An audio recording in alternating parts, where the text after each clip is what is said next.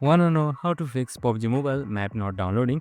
Well, no worries. In this video, I'm going to show you an easy step-by-step guide on how you can fix it. It's super simple, so let's get right into it.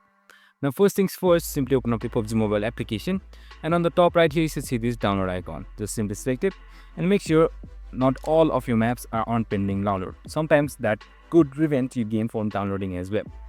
So once that all of it is checked, if it still doesn't work, just simply make sure your Wi-Fi network is strong and reinstall your app or restart your app if needed.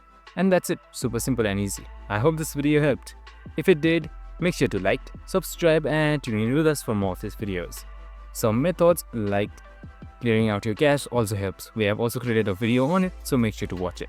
I hope this video helped.